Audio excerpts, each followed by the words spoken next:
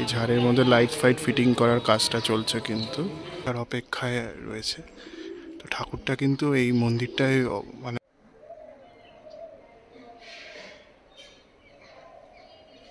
তো welcome back. এই ভিডিওটাতে তোমরা দেখতে পাবে শান্তিপুরের 3টে ঠাকুর, বড় গোপাল, মেজ গোপাল, ছোট গোপাল।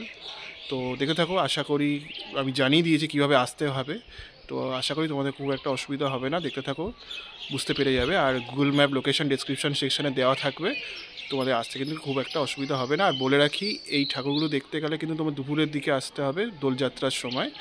আর বৃহস্পতিবার দিন কিন্তু ন্যাড়া পরানো রয়েছে এবং ঠাকুর মণ্ডপের পথে কিন্তু আসবে।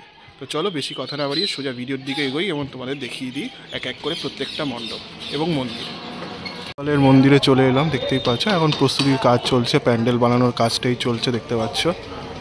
তো এটা হচ্ছে বড় গোপাল, শান্তিপুরের সবচেয়ে বিখ্যাত পুজো বড় গোপালের মন্দির। সেখানে তোমাদের দেখাচ্ছে, এটা চৌগাছা পাড়ার মধ্যে পড়ে। তো এখান থেকে কিন্তু পটুয়া পাড়াগুলো কিন্তু এখান থেকেই স্টার্ট হয়।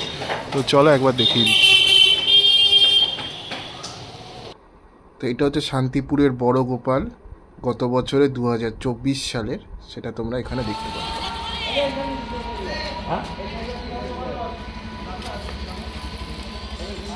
পুরো প্যান্ডেলের কাজটা কিন্তু তৈরি করা হচ্ছে, দেখতেই পাচ্ছ।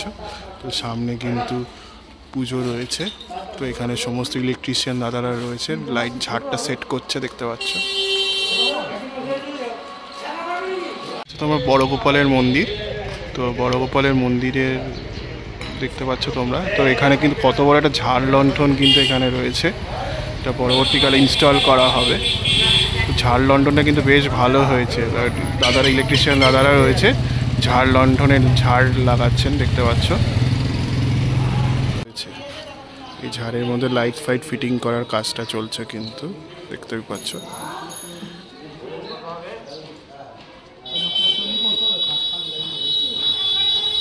ঝাড় দিয়ে কিন্তু প্যান্ডেলটা, মন্দিরের বাইরের অংশটা কিন্তু সাজানো হচ্ছে।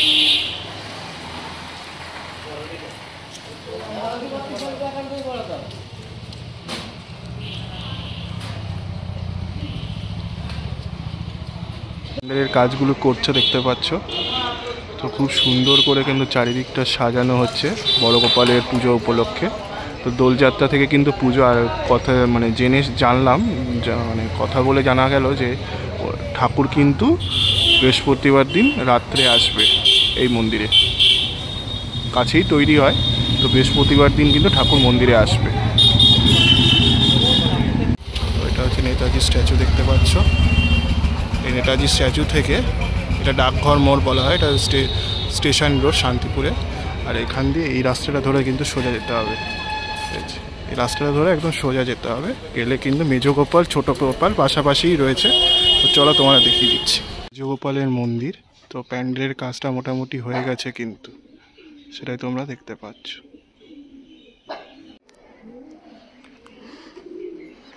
প্যান্ডেলের কাজটা মোটামুটি কমপ্লিট হয়ে গেছে, এবার ঠাকুর আসার অপেক্ষায় রয়েছে। তো ঠাকুরটা কিন্তু এই মন্দিরটায় মানে বসে, তো ঠাকুর আনা হয়নি, এখন গেট বন্ধ করা আছে যেহেতু দুপুরবেলা। তো এটা হচ্ছে মেজ গোপালের মন্দির, সেটাই দেখতে পাচ্ছ তোমরা।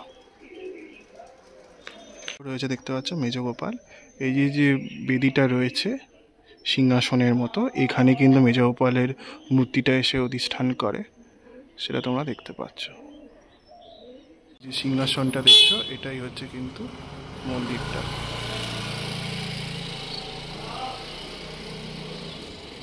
এই যে রাজ সিংহাসন যেটা রয়েছে, এই সিংহাসনে কিন্তু মেজ গোপাল অধিষ্ঠান করে পুজোর দিনগুলোতে।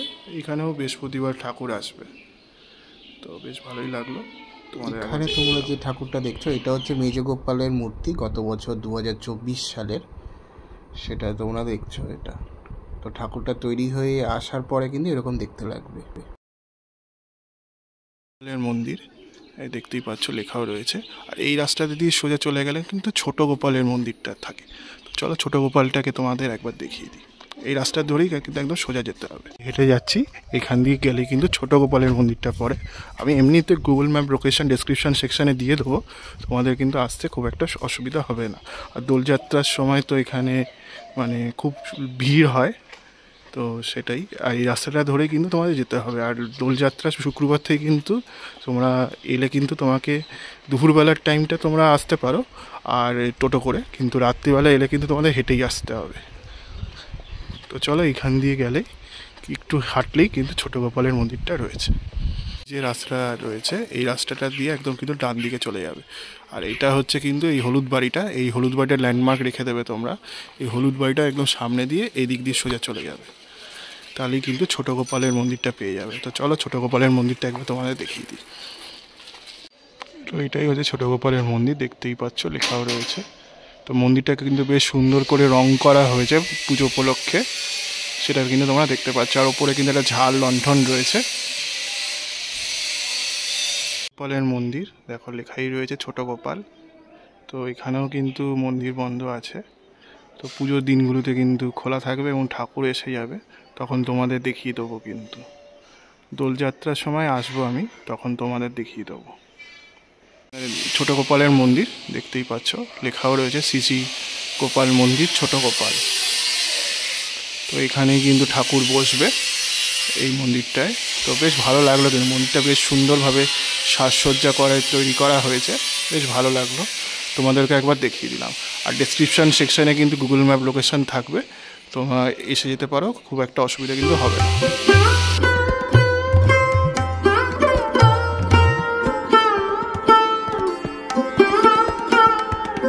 ইনিই হচ্ছে শান্তিপুরের ছোট গোপাল বা কনিষ্ঠ গোপাল যেটাকে বলা হয়, সেটা তোমরা দেখতে পাচ্ছ। এটা ছোট গোপাল গত বছর 2024 সালের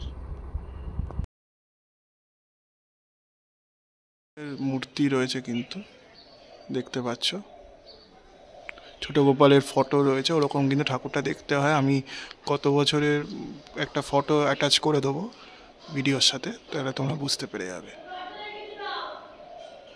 বড় গোপাল, মেজ গোপাল আর ছোট গোপাল, এই তিনটে মন্দির দেখালাম। শান্তিপুরের কিন্তু এই গোপাল পুজো, এই তিনটে গোপাল পুজো কিন্তু বিখ্যাত। এছাড়াও আরও অনেক গোপাল পুজো হয়, তো সেগুলো তোমাদের দোলযাত্রার সময় দেখাবো। এখন তো সেরকম প্যান্ডেল সেরকম কিছুই হয়নি, সেই জন্য দেখালাম না। আশা করি তোমাদের এই ভিডিওটা ভালো লেগেছে, কেমন লাগলো লিখে জানিও। আর পরবর্তী ব্লগে আবার দেখা হচ্ছে অন্য কোনো ভিডিওর সাথে, ততক্ষণের জন্য ভালো থেকো, সুস্থ থেকো।